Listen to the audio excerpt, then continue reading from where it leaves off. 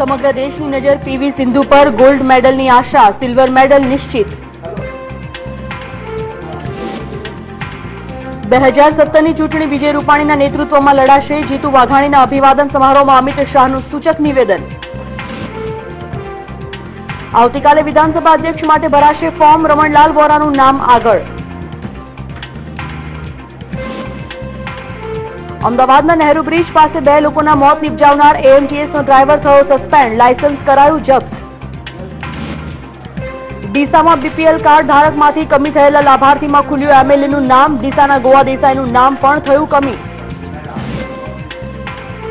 લાંબા વિરામ બાદ વરસાદની રીએન્ટ્રી, અમદાવાદમાં વરસાદ, અપર એર સાયક્લોનિક સર્ક્યુલેશનને કારણે સારા વરસાદના વર્તારા।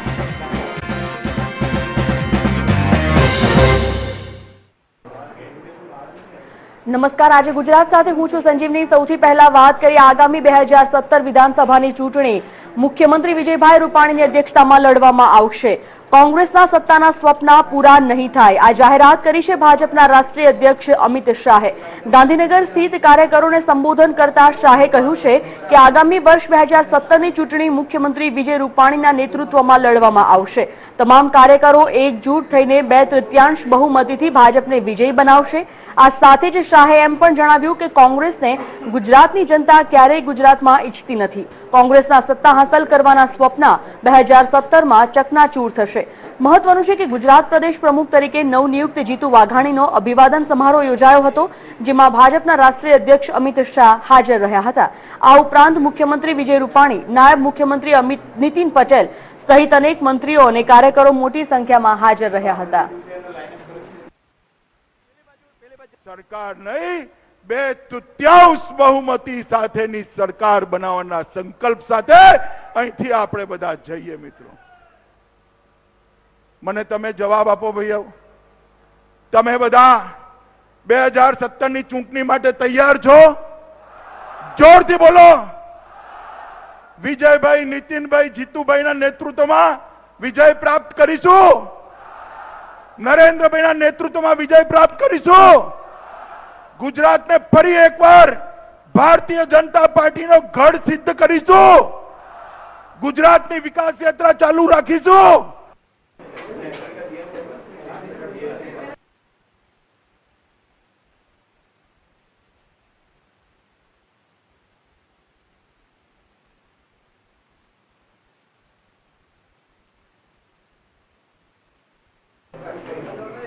ગુજરાત વિધાનસભામાં 3 વિધેયક પસાર કરવામાં આવ્યા છે। વિધાનસભા સત્રમાં 3 સુધારા વિધેયક રજૂ કરવામાં આવશે। પક્ષાંતર બદલ સ્થાનિક સત્તા મંડળોના સભ્યોને ગેરલાયક ઠેરવવા માટે જોગવાઈ કરતા સુધારા વિધેયક, વ્યાવસાયિક, તબીબી, શૈક્ષણિક કોલેજો અથવા સંસ્થાઓ માટે ફી નિયમન સુધારા વિધેયક રજૂ કરાશે। સાથે ગુજરાત કોર્ટ ફી સુધારા વિધેયક રજૂ કરવામાં આવશે। તો ગુજરાત વિધાનસભા સત્રમાં 3 સુધારા વિધેયક રજૂ કરવામાં આવશે। પક્ષાંતર બદલ સ્થાનિક સત્તા મંડળોના સભ્યોને ગેરલાયક ઠેરવવા માટે જોગવાઈ કરતો સુધારા વિધેયક, વ્યાવસાયિક, તબીબી, શૈક્ષણિક કોલેજો અથવા સંસ્થાઓ માટે ફી નિયમન સુધારા વિધેયક રજૂ કરાશે। સાથે જ ગુજરાત કોર્ટ ફી સુધારા વિધેયક પણ રજૂ કરવામાં આવશે।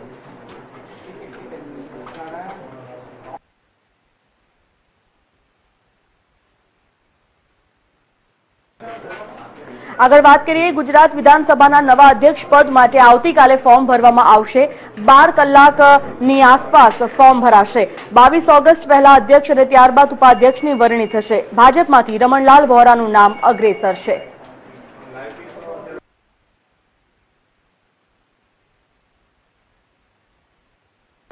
તો ગુજરાત વિધાનસભાના નવા અધ્યક્ષ પદ માટે આવતીકાલે ફોર્મ ભરાશે। બપોરે 12 કલાક સુધી આ ફોર્મ ભરવામાં આવશે। 22 ઓગસ્ટ પહેલા અધ્યક્ષ અને ત્યારબાદ ઉપાધ્યક્ષની વરણી કરવામાં આવશે। ભાજપમાંથી રમણલાલ વોરાનું નામ અત્યારે અગ્રેસર હોવાની વાતો સામે આવી છે।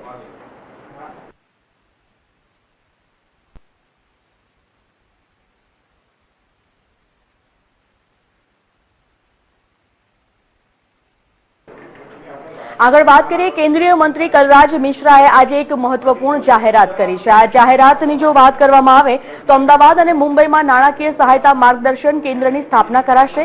રાજકોટમાં ટૂર રૂમ બનાવવામાં આવશે। ટૂર રૂમ માટે રાજ્ય સરકાર પાસે જમીન પણ માંગી છે।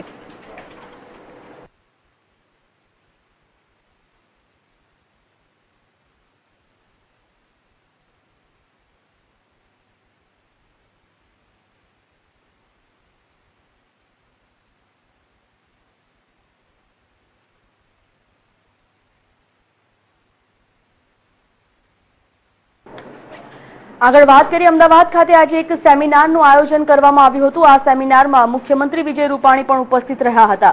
અમદાવાદ ખાતે વેસ્ટર્ન રિજનલ માઇક્રો સ્મોલ અને મીડિયમ ઇન્ડસ્ટ્રીઝનો સેમિનાર યોજાયો હતો। પ્રસંગોચિત સંબોધન કરતા રૂપાણીએ જણાવ્યું કે ગુજરાત મેક ઇન ઇન્ડિયામાં અગ્રેસર છે તેમજ ગુજરાતે સિંગલ વિન્ડો પદ્ધતિ અપનાવી છે। MSME એટલે માઇક્રો સ્મોલ મીડિયમ આ બધા કારખાનાઓ એમના માટેની ચર્ચા ચિંતા વેસ્ટર્ન રિજનની અહીંયા થઈ છે। ગુજરાત વર્ષોથી એમાં સૌથી આગળ છે। દરેક આંકમાં ગુજરાત નંબર 1 છે। માઇક્રો એટલે કે 25 લાખથી નાના કારખાનાઓ એ 80% છે। એનો અર્થ એ છે કે ગુજરાતીઓની સાહસિકતા, ગુજરાતીઓનો વેપાર કરવાની જે પ્રકૃતિ એને આધારિત છે અને એટલે જ ગુજરાતમાં લઘુ ઉદ્યોગો એ પણ એક બહુ મોટો એમનો વ્યાપ છે। कि मेक इन इंडिया के स्लोगन को अगर चरितार्थ करना है तो लघु उद्योगों का विकास पूरे प्रदेशों में होना बहुत आवश्यक है और इससे जो विभिन्न प्रकार की स्कीम्स है उन स्कीम्स का उपयोग विभिन्न सरकारें कैसी कर रही हैं, क्या क्या कठिनाइयां हैं, किस प्रकार की चीज और करनी चाहिए, इन सारी चीजों के बारे में जानकारी करने के लिए यह आवश्यक प्रतीत हुआ कि पूरे देश भर में रीजन आधार पर MSME कॉन्क्लेव होना चाहिए। આગળ વાત કરીએ અમદાવાદ ખાતે આજે વૃક્ષારોપણ કાર્યક્રમનું આયોજન કરવામાં આવ્યું હતું। અમદાવાદના નારણપુરા ખાતે ગ્રીન એક્શન પ્લાન અંતર્ગત વૃક્ષારોપણ કાર્યક્રમ યોજાયો, જ્યાં અમિત શાહ અને મેયર ગૌતમ શાહ દ્વારા વૃક્ષારોપણ કરવામાં આવ્યું હતું, જેમાં વડ અને પીપળાના વૃક્ષનું વૃક્ષારોપણ અમિત શાહ અને મેયર ગૌતમ શાહે કર્યું। વૃક્ષારોપણ કર્યા બાદ અમિત શાહે નિવેદન આપતા જણાવ્યું કે અમદાવાદનો ધીમે ધીમે વિકાસ થઈ રહ્યો છે, સાથે જ ગ્લોબલ વોર્મિંગ દેશ માટે ખતરારૂપ થઈ શકે છે। વધુમાં જણાવતા કહ્યું કે ગુજરાત રાજ્યની સાથે ભાજપનો સતત વિકાસ થઈ રહ્યો છે અને મેં 20 વર્ષ સુધી ધારાસભ્ય તરીકે કામ પણ કર્યું છે। ઘણો ફરક પડી ગયો અને ઘણો વિકાસ પૂર્વમાં પણ થયો। બંને બાજુના વિકાસ સંતુલિત થયા। પરંતુ મિત્રો, નારણપુરામાં હું આવું એટલે હંમેશા થોડા અપરાધ ભાવ સાથે આવું છું, કારણ કે આજ બે એડજોઇનિંગ વિસ્તાર થોડે દૂર ચાલવું જોઈએ એટલે સરખેજ જૂનો આવે અને આ બાજુ નારણપુરા, આ વિસ્તારમાંથી સતત 20 વર્ષ સુધી મેં ધારાસભ્ય તરીકે આ વિસ્તારનું પ્રતિનિધિત્વ કર્યું। આમે લોકપ્રતિનિધિ તરીકે હું કઈ બહુ સંવેદનશીલ ધારાસભ્ય ક્યારેય નથી રહ્યો। જુદા જુદા કામોમાં, જુદા જુદા જવાબદારીઓમાં વ્યસ્ત રહ્યો।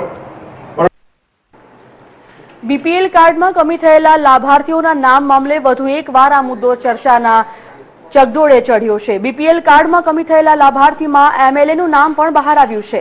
બીપીએલમાં 960 જેટલા લાભાર્થીના નામ કમી કરવામાં આવ્યા છે, જેમાં ડીસાના ગોવા દેસાઈનું નામ પણ કમી કરાયું છે।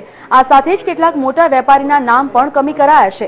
મામલતદારને કરાયેલી ફરિયાદ બાદ કામગીરી હાથ ધરવામાં આવી હતી, જેમાં 960 જેટલા લોકોના નામ યાદીમાંથી કમી કરવામાં આવ્યા છે।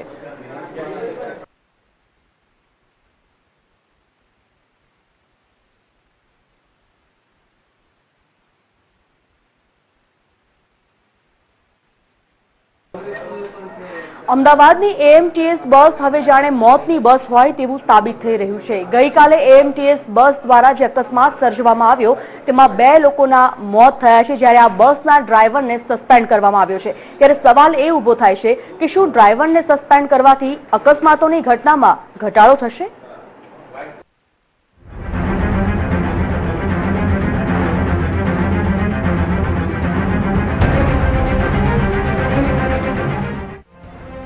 એએમટીએસ બસના વધતા જતા અકસ્માતને અટકાવવા માટે તંત્ર સદંતર નિષ્ફળ રહ્યું છે।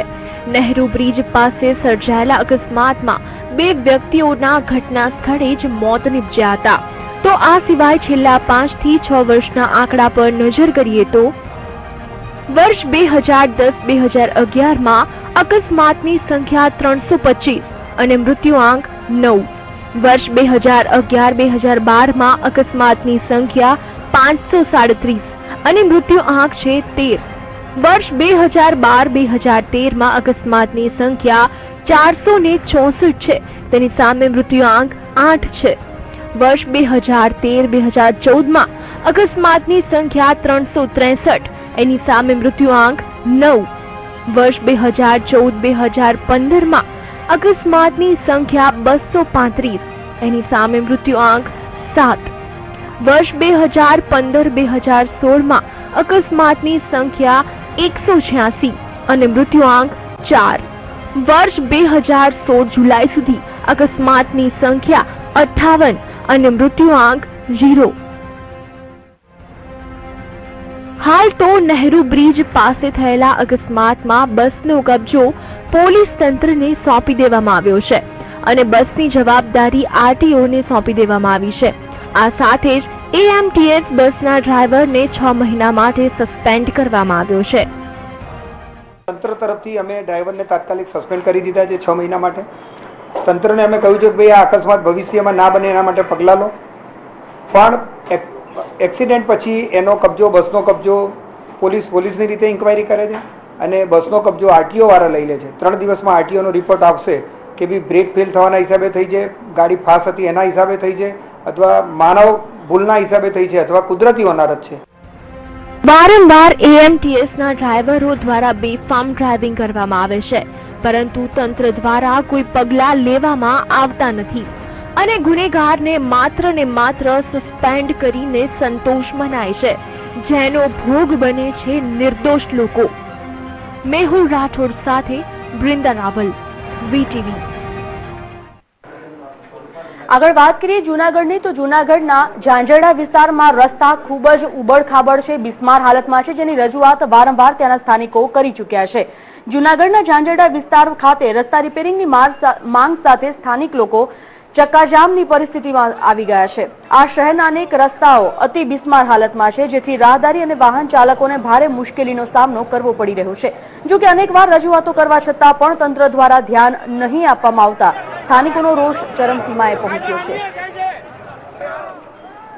અમે રસ્તો ચક્કાજામ કરી અને આજે રોડ રસ્તા ખરાબ છે, બાળકો હોસ્પિટલો અહીં આવેલી છે, બાળકોની સ્કૂલો પણ આવેલી છે.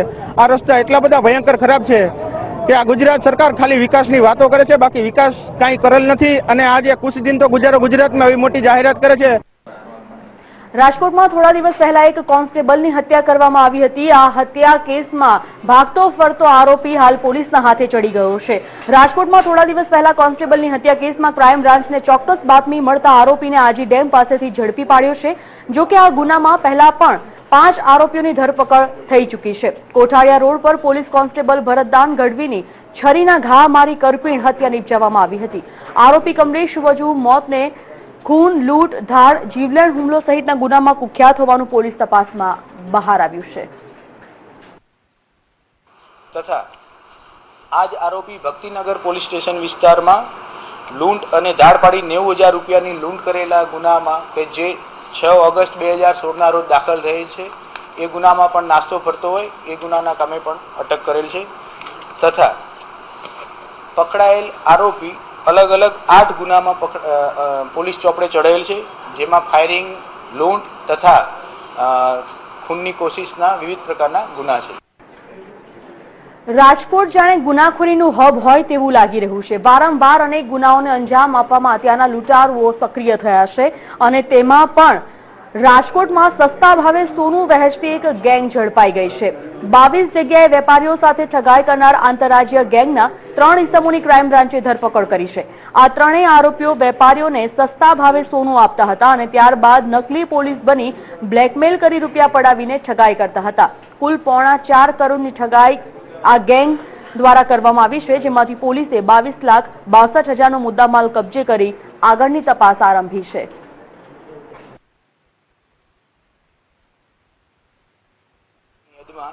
તારીખ 16 ઓગસ્ટ 2016ના રોજ એક ગુનો દાખલ થયો હતો. ગુનાની વિગત એવી હતી કે ગયા મહિનામાં ફરિયાદી પાસેથી સસ્તા ભાવે સોનું આપવાના બહાને સાણંદ ખાતેથી ઠગ કંપનીએ 26 લાખ રૂપિયા રોકડા લઈ ગઈ અને સોનું આપવાની જગ્યાએ ડુપ્લિકેટ પોલીસે રેડ પાડી એમ કરી અને આના પૈસા લઈ ગયેલા હતા. આવી ગંભીર પ્રકારની અને ખૂબ મોટી રકમની ફરિયાદ દાખલ થતા હોય તો આ તરફ અમદાવાદમાં પણ કાયદો અને વ્યવસ્થાની પરિસ્થિતિ દિવસે ને દિવસે કથળી રહી હોય તેવું લાગી રહ્યું છે. અમદાવાદના બાવળાના ભાયલા બાગોદરા રોડ પર અજાણી 2 લાશ મળી આવતા ચકચાર મચી જવા પામી છે. રસ્તા પર પહેલા પર 45 વર્ષીય પુરુષની અને થોડા જ અંતરે 25 વર્ષીય યુવકની લાશ મળી. પોલીસે આ બંને મૃતદેહને પીએમ માટે પણ મોકલી આપ્યા હતા, પણ જેના હજી સુધી હત્યાના કોઈ નિશાન નથી મળ્યા, જેથી આ ઘટનામાં ઓળખના કોઈ પુરાવા નહીં મળતા પોલીસે ગુમ થયેલી વ્યક્તિની તપાસ હાથ ધરી છે.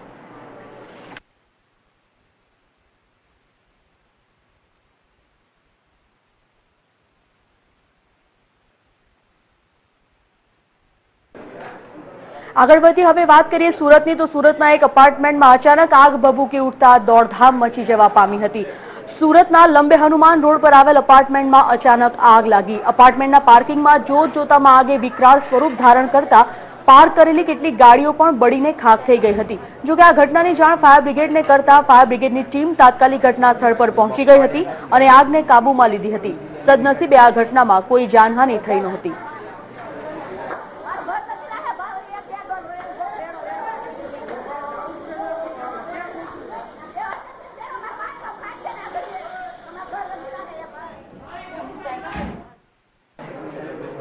આગળ વાત કરીએ, સુરતમાં પણ અવારનવાર ઘૂસણખોરીના પ્રયત્નોમાં કેટલીક ગુનાહિત તત્વો દ્વારા, અસામાજિક તત્વો દ્વારા જે નાપાક હરકતોને અંજામ આપવામાં આવે છે, તે જ મામલે હવે પોલીસ સક્રિય થઈ છે.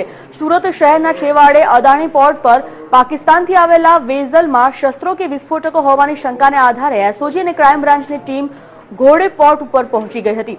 આ ટીમે 400 જેટલા કન્ટેનર ચેક કર્યા, પણ ખાલી કન્ટેનરમાંથી કોઈ શંકાસ્પદ વસ્તુ મળી નથી આવી, જ્યારે બીજા 58 કન્ટેનર એવા હતા જેમાં પાર્ટીનો સામાન હતો, જેથી તપાસ આજથી શરૂ કરવામાં આવી છે. ઉલ્લેખનીય છે કે પનામાથી અબુધાબી, પાકિસ્તાનથી સુરત અદાણી પોર્ટ ઉપર પહોંચેલા આ કન્ટેનરમાં ત્રાસવાદીઓએ શસ્ત્રો કે દારૂગોળો સંતાડી ઘુસાડવામાં આવી રહ્યો હોવાની શંકા આઈબી દ્વારા વ્યક્ત કરવામાં આવી હતી. સાથે સંકલનમાં રહી આખા વેસલને અને તેમાંથી અનલોડ થતા જે ગુડ્સ છે એનું સર્ચ કર્યું અને અત્યારે બાકી રહેલો જે ગુડ્સ છે એનું સર્ચ કરવામાં આવી રહેલું છે અને એમાં ઇનપુટ મુજબની એ રીતની કોઈ વાંધાજનક કે ઓબ્જેક્શનેબલ જે વસ્તુઓ જે છે એ હજી સુધી મળી આવેલ નથી. આગળ વાત કરીએ વડોદરાની, તો વડોદરાની એમએસ યુનિવર્સિટીમાં વિદ્યાર્થી સંઘની ચૂંટણી આગામી 3 સપ્ટેમ્બરના રોજ યોજાવા જઈ રહી છે, જેના ફોર્મ ભરવાની છેલ્લી તારીખ 22 ઓગસ્ટ છે. જોકે હજી સુધી કેટલાય વિદ્યાર્થીઓને પીએનઆર નંબર અને રોલ નંબર મળ્યા નથી, જેના કારણે આ ચૂંટણીમાં ઉમેદવારી નોંધાવવા ઈચ્છતા ઉમેદવારો ફોર્મ ભરી શકશે તેમ નથી. એક તરફ ચૂંટણીની ઉમેદવારી ફોર્મમાં જ પીએનઆર અને રોલ નંબર લખવા ફરજિયાત છે, ત્યારે વહેલી તકે પીએનઆર અને રોલ નંબરની ફાળવણી થાય તેવી માંગ વિદ્યાર્થીઓમાં ઉઠી છે. આર્ટ્સ ફેકલ્ટીમાં યુવા શક્તિ ગ્રુપ દ્વારા પીઆરએન નંબરની માગણી કરવામાં આવી. બીજી વસ્તુ એવી છે કે અત્યાર સુધી રોલ નંબર આવ્યા નથી. રોલ નંબર એટલે કે એફઆરએફજીએસ યુજીએસ નું જેને ફોર્મ ભરવાનું હોય છે એમાં રોલ નંબરનો ઉલ્લેખ કરેલો છે, તો ફેકલ્ટીએ રોલ નંબર અત્યાર સુધી આપ્યા નથી. તો હવે 2 દિવસમાં રોલ નંબર શોધશું કેવી રીતે, ફોર્મ કેવી રીતે ભરીશું? સોમવારે 2 વાગે લગીને ફોર્મ ભરવાનું છે, તો અમે બધા અટવાઈ જઈએ છીએ. એટલે અમારી એક માંગણી એવી હતી કે પહેલા તો પીઆરએન નંબર જે લોકોના આવ્યા નથી ફર્સ્ટ યરના, એ લોકોના પીઆરએન નંબર આવી જાય. વિદ્યાર્થીઓની રજૂઆત આવી છે, હું જોઈશ અને નહીં આવ્યા હશે અમુક વિદ્યાર્થીઓના તો એની યુનિવર્સિટીને મળી યુનિવર્સિટીના જે અધિકારીઓ છે એને આગ્રહ રાખીશ કે ભાઈ જેટલું વહેલું થાય આવી જાય. આગળ વાત કરીએ, થોડા દિવસના વિરામ બાદ ફરી એકવાર વાતાવરણમાં પલટો જોવા મળ્યો. અમદાવાદમાં આજે છેલ્લા ઘણા સમયથી જે બફારાનો સામનો અમદાવાદવાસીઓ કરી રહ્યા હતા તેમાં આંશિક રાહત મળી છે.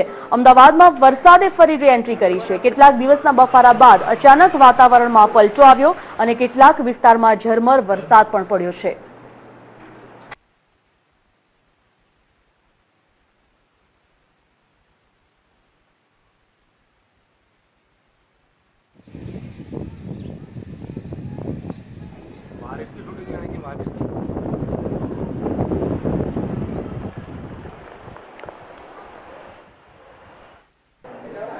તો આ તરફ શ્રાવણ માસ પૂરો થવા આવ્યો છે, તેમ છતાં સૌરાષ્ટ્રમાં જોઈએ એટલો વરસાદ આ વર્ષે નથી વરસ્યો.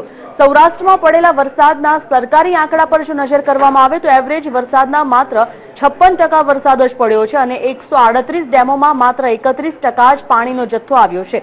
કેટલાક તાલુકાઓમાં અપૂરતા વરસાદથી અછતની પરિસ્થિતિ ઊભી થઈ છે, તો સૌરાષ્ટ્રમાં ખાસ કરીને સુરેન્દ્રનગર અને રાજકોટ જિલ્લા વિસ્તારમાં પાણીની ગંભીર પરિસ્થિતિ ઊભી થઈ છે. આ તરફ ખેડૂતોનું બિયારણ નિષ્ફળ ગયું છે, જેને લઈ પૂર્વ સાંસદ કુંવરજી બાવળિયાએ વીછિયા વિસ્તારની મુલાકાત લઈ સરકાર તાત્કાલિક આ વિસ્તારને અછતગ્રસ્ત જાહેર કરે તેવી માંગ કરી છે.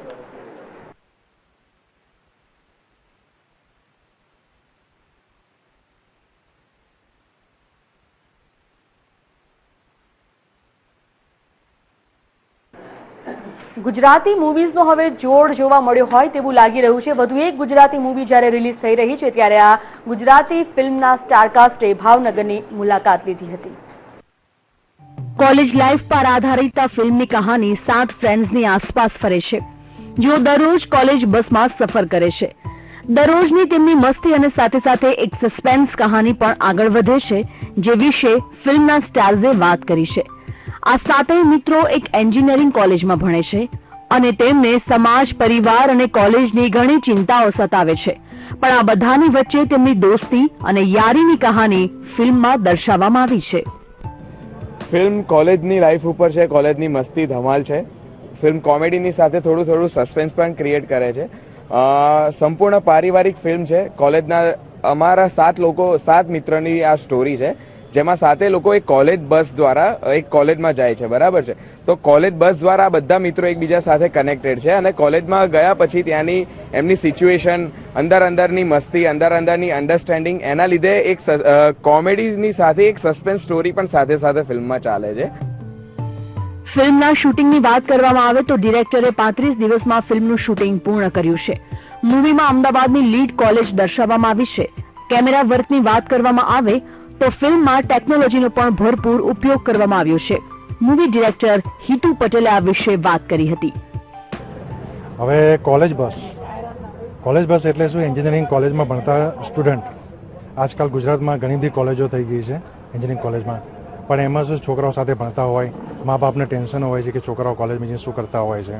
જ્યારે બસમાં જતા હોય, ટ્રાવેલ કરતા હોય તો એમને સતત તેની ચિંતા હોય. પણ શું છે કે અમે ફિલ્મમાં એક એવો મેસેજ આપવા માંગીએ છીએ કે આમાં છોકરાઓ છે કે સાથે બધા એમની દોસ્તી આ તે બધું કરે છે, પણ ઘણી શું છે મિસ્ટેક થઈ જાય છે, તો શું છે એનું સોલ્યુશન બી છોકરાઓ જાતે પોતે જ આવનું કરતા હોય છે.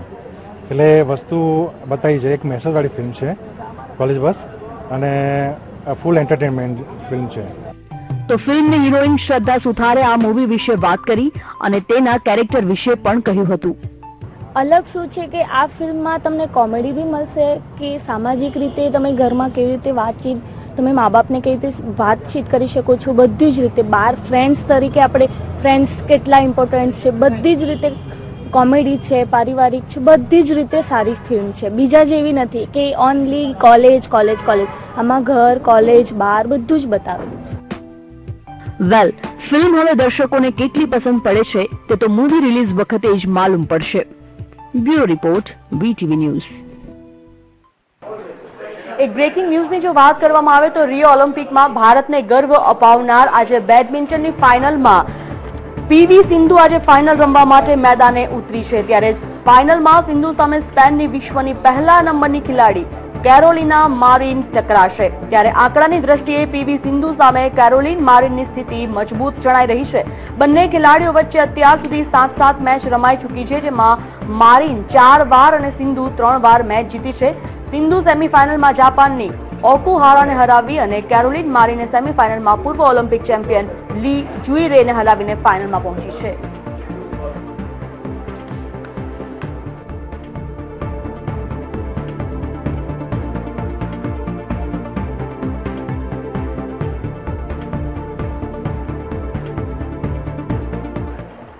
અધિરાજસિંહ જાડેજા આ વિષય પર વધુ માહિતી સાથે જોડાઈ ગયા છે. અધિરાજ, જે રીતે રિયો ઓલિમ્પિકમાં આજે ભારતને એક મેડલ મળવાનું નિશ્ચિત થઈ ચૂક્યું છે, બેડમિન્ટનમાં આજે ફાઇનલ મેચ પીવી સિંધુ રમવાની છે. આ ફાઇનલ મેચને લઈને કેવો ઉત્સાહ, ખાસ કરીને અમદાવાદમાં?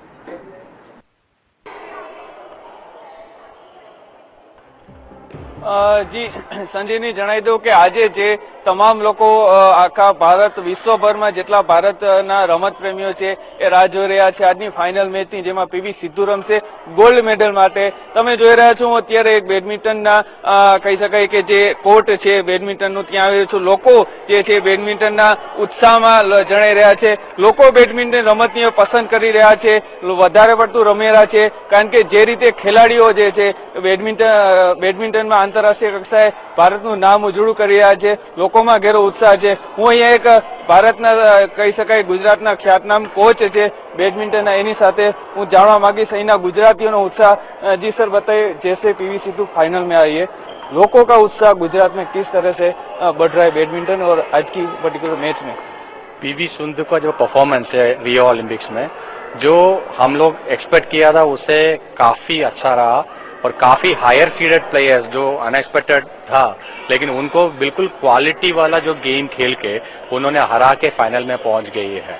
और इवन कैरोलिना मारिन जो अभी फाइनल में खेलने वाली है उसको भी काफी बार सिंधु ने डिफीट किया हुआ है. सो हमारा सबका उम्मीद ऐसा है सिंधु डेफिनेटली गोल्ड जीतने वाली है. ગુજરાતી ખેલાડી તરીકે તમે કઈ રીતે એને સપોર્ટ કરી રહ્યા છો અને કઈ રીતે તમારો ઉત્સાહ છે આ બેડમિન્ટન માટેની રમતમાં? ઉત્સાહ તો આ વખતે ઘણો જ છે, કારણ કે આ પહેલી ખેલાડી છે ઓલિમ્પિકના કોઈ પણ સ્પોર્ટમાં, મહિલા ખેલાડી જે ફાઇનલ સ્ટેજે પહોંચી છે. આ પહેલા કોઈ મહિલા ખેલાડી આ અચીવ નથી કર્યું, એટલે એક્સપેક્ટેશન પણ એટલો જ છે અને ઉત્સાહ પણ બહુ જ છે. આશા છે કે આ વખતે જીતશે અને જે રીતે રમી રહી છે આખી આ ટુર્નામેન્ટ રિયો ઓલિમ્પિક જે રીતે રમી છે એ રીતે તો લાગી જ રહ્યું છે કે આજે પાક્કું જીતવાનું જ છે. તો જે રીતે જણાવ્યું કે જે ગુજરાતની અમદાવાદની ખેલાડી છે એ કે લોકોમાં ઉત્સાહ ઘણો બધો છે આજની મેચને લઈને, અને અહીંના જે લોકલ ખેલાડીઓ છે એનો પણ બેડમિન્ટન પ્રત્યે ઉત્સાહ ઘણો બધો. તમે જોઈ રહ્યા છો મારી પાછળ કે લોકો હવે ક્રિકેટ બાદ જો કોઈ રમત પસંદ કરતા હોય ટેનિસ અને બેડમિન્ટન હવે વધારે પસંદ કરે છે, કારણ કે બેડમિન્ટનની રમતમાં સમય જતા ધીમે ધીમે હવે સાનિયા નેહવાલ, પીવી સિંધુ જેવા ખેલાડીઓ ભારતને મળી રહ્યા છે, એટલે લોકોનો જે ઉત્સાહ જે છે આ રમત પ્રત્યે વધી રહ્યો છે અને લોકો વધુ ને વધુ આજની મેચ માટે કહી શકાય પીવી સિંધુ માટે પ્રાર્થના કરી રહ્યા છે. ચોક્કસ અધિરાજ, ઓલિમ્પિકમાં બેડમિન્ટનમાં કોઈ ફાઇનલમાં પહોંચી હોય તેવી આ પહેલી મહિલા ખેલાડી છે અને તેમાં પણ વિશ્વની નંબર 1 ચેમ્પિયન સામે તે રમવા જઈ રહી છે. કેટલો મોટો પડકાર સિંધુ માટે?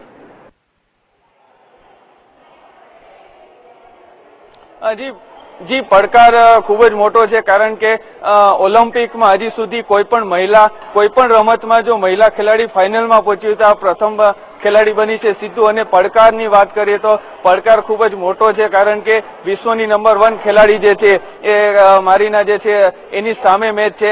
રણનીતિ ખૂબ જ બંને તરફથી ખૂબ જ મજબૂત રણનીતિ હશે, કારણ કે જે રીતે બંને ખેલાડીઓની આત્મવિશ્વાસ સાથે જે ફાઇનલમાં પહોંચી છે, પીવી સિંધુ ખાસ કરીને એના પ્રત્યે વધારે લોકો દબાણ હશે આજની મેચમાં, કારણ કે પૂરા ભારતીયોનું જે છે કહી શકાય કે ગોલ્ડ લેવા માટેનું પ્રેશર પીવી સિંધુના શિરે હશે, કારણ કે પહેલી વાર જો ગોલ્ડ મેડલ જીતશે તો પહેલી વાર એવું બનશે કે બેડમિન્ટનમાં ભારતીય ખેલાડી ગોલ્ડ મેડલ લાવશે, એટલે ઇતિહાસ રચી દેશે આ વખતે જો પીવી સિંધુ જીતશે. એટલા માટે પીવી સિંધુ ઉપર સૌથી વધારે દારોમદાર છે અને પ્રેશર પણ હશે આ મેચમાં. જી સંજીવ. ચોક્કસ અધિરાજ, સમગ્ર માહિતી માટે આભાર.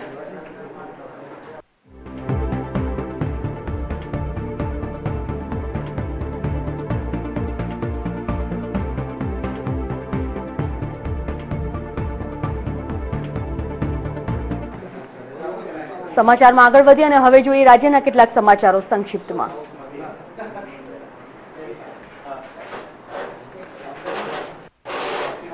દેશને આઝાદી અપાવનાર વીર જવાનોને શ્રદ્ધાંજલિ આપવા માટે ત્રિરંગા યાત્રા આયોજન કરવામાં આવ્યું છે. તો 15મી ઓગસ્ટથી કચ્છમાં શરૂ થયેલી ત્રિરંગા યાત્રા જિલ્લાના વિવિધ ગામો તેમજ શહેરોમાં ફર્યા બાદ આજે કચ્છ છેવાડાના બીએસએફની ચોકી ધર્મશાળા ખાતે પહોંચી હતી, ત્યારે ફરજ બજાવતા બીએસએફ જવાનોનું સન્માન કરી તેમની દેશ સેવા બિરદાવી હતી. ગાયોનું અસ્તિત્વ ટકાવવા તેમજ ગામડાઓમાં ગૌચર બચાવવાની માંગ સાથે માલધારી સમાજે રાજકોટ જિલ્લા કલેક્ટરને આવેદનપત્ર પાઠવ્યું હતું. માલધારીઓએ જણાવ્યું હતું કે કોર્પોરેશન દ્વારા એક વર્ષમાં 25,000 જેટલી ગાયોને ડબ્બે પૂરવામાં આવી છે, જેથી ગાયોનું અસ્તિત્વ ટકાવવાની માંગ ઉઠી છે. ગુજરાતમાં હજ યાત્રા માટેની તૈયારીઓ શરૂ થઈ ગઈ છે. અમદાવાદ એરપોર્ટ પરથી હજ માટેની પહેલી ફ્લાઇટ 21 ઓગસ્ટે શરૂ થશે. હજમાં આશરે 7,500 જેટલા યાત્રીઓ ગુજરાતથી જશે તેવો અંદાજ છે. 21 ઓગસ્ટથી શરૂ થનારી યાત્રાની ફ્લાઇટમાં આશરે 300 જેટલા યાત્રિકો મુસાફર કરશે. દેશમાં કેટલાક સમયથી શાંતિનો માહોલ ડહોળાયો છે, ત્યારે જમાતે ઇસ્લામે હિન્દ દ્વારા શાંતિ અને માનવતા જળવાઈ રહે તે હેતુથી અભિયાન શરૂ કરવામાં આવ્યું છે. અભિયાન અંતર્ગત અલગ અલગ સંપ્રદાયના અગ્રણીઓ સાથે ચર્ચા કરી કોલેજ અને સ્કૂલના વિદ્યાર્થીઓને લેક્ચર આપવાનો પ્રયત્ન કરવામાં આવશે. આ ઉપરાંત રેલી, જાહેર સભાના કાર્યક્રમ દ્વારા સંદેશો પહોંચાડવાનું આ સંસ્થા કામ કરશે. ગુજરાતની યુવા પેઢી સૈનિકની ભવ્ય પરંપરા, શૌર્ય અને જીવનશૈલીથી પ્રભાવિત થાય તે માટે અમદાવાદની એલડી કોલેજમાં 2 દિવસીય પ્રદર્શનનું આયોજન કરવામાં આવ્યું છે. આ પ્રદર્શનમાં મોટા શસ્ત્રો, વાહનો અને આર્ટિલરી સુધીના યુદ્ધના વિવિધ ઉપકરણો અહીં પ્રદર્શિત કરાયા છે. અહીં સાંસ્કૃતિક શો ઉપરાંત ભારતીય સેનાનું શૌર્ય પ્રદર્શિત કરી શકાય તેવું પણ આયોજન કરવામાં આવ્યું હતું. અને આજે વિશ્વ ફોટોગ્રાફી ડેની વિશ્વભરમાં ઉજવણી થઈ રહી છે, ત્યારે ઉજવણીના ભાગરૂપે વડોદરા ફોટોગ્રાફર એસોસિએશન દ્વારા વિવિધ કાર્યક્રમોનું આયોજન કરવામાં આવ્યું, જેમાં ગાંધીનગર ગૃહ ખાતે ફોટોગ્રાફરની વિશાળ રેલીનું આયોજન કરાયું. આ પ્રસંગે રાજ્યના યુવા અને ખેલ મંત્રી રાજેન્દ્ર ત્રિવેદી ઉપસ્થિત રહ્યા અને લોકોને શુભેચ્છા પાઠવી હતી.